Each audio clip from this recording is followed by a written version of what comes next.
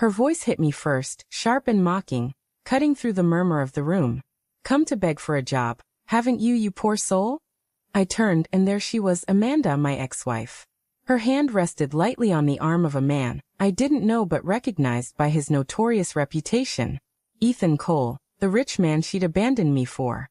His lips twisted into a smug sneer. "This isn't your kind of place."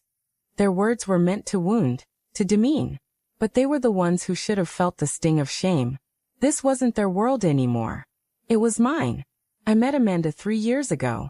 Back then, she seemed to glow with warmth, or at least she played the part perfectly. She'd laugh at my terrible jokes, fall asleep with her head tucked against my chest, and murmur that I was her safe place. I believed her completely, naively. The shift began 6 months before she left. Small clues at first. Designer handbags she couldn't explain, dinners with friends that didn't match her calendar, a phone always flipped face down. I held on to the hope it was nothing, love's cruel illusion. Then the truth slammed into me one Thursday night. I came home early and heard her laughter from the kitchen, intertwined with his. I stood frozen in the hallway, listening as they talked carelessly, unaware of me. When I heard her kiss him, I slipped out quietly, unnoticed. I didn't yell or cry, I just went cold.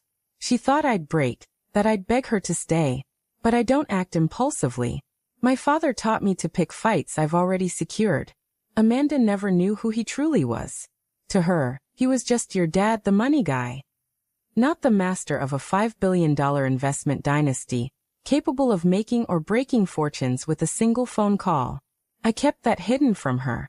Power hits harder when it's unseen. I started planning. A disposable phone to collect proof, a lawyer expert in airtight prenups and quick divorces, bank accounts silently moved, her access severed. All the while, I let her think I was shattered, barely getting by. She flaunted her new life online, certain she'd won. Then I discovered something perfect. Ethan's father, Richard Cole, sat on my father's company board. Ethan was being groomed to take a major role in the firm. That's when revenge turned from a dream into a guarantee. It took 3 months to set the stage. I shared every ugly detail with my father. He listened without cutting in, only asking, "What do you need from me?" "Not yet," I said. "Just be ready when I need you." The trap closed on a Tuesday.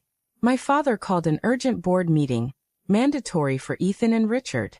I arrived just late enough to let the room's tension build. Amanda's voice pierced through, laced with scorn. She was dressed to dazzle, hanging on to Ethan like a trophy.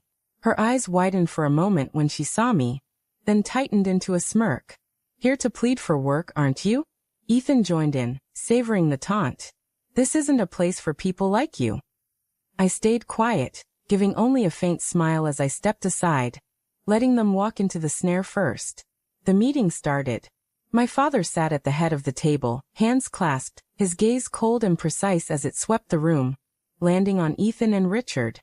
"I've been reviewing discrepancies," he said, his voice calm but lethal. "Unauthorized transactions, fabricated reports, blatant favoritism." The room went still. Ethan shifted uncomfortably. Amanda's smirk faltered. My father's eyes didn't waver.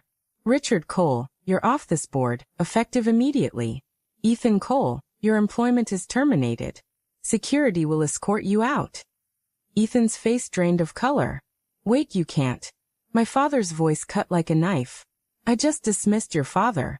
Both of you get out." The silence was heavy. Amanda's hand dropped from Ethan's arm. Her eyes darted between me and my father, piecing together the truth she'd never bothered to question. The truth I'd kept concealed until now. Security ushered them out as the board watched in stunned quiet. I followed, not to gloat, but to witness. In the hallway, Amanda turned, her voice a hushed accusation. "You knew all along." I met her gaze, steady and unyielding. "Why didn't you stop me?" I leaned closer, my voice soft so only she could hear. "Because you can't save someone who's already chosen their downfall." They were gone in minutes. Their brittle empire crumbled in hours. Ethan's accounts were locked, under investigation. Richard was shunned across much of the industry. Amanda's dazzling new life evaporated as fast as a signature on a dismissal letter. I returned to the boardroom and took my seat beside my father. For the first time in months, I felt at peace. Revenge doesn't heal a shattered heart or erase betrayal, but it restores balance. Some mistake gentleness for weakness. I let Amanda believe that until the very end. Now she knows better.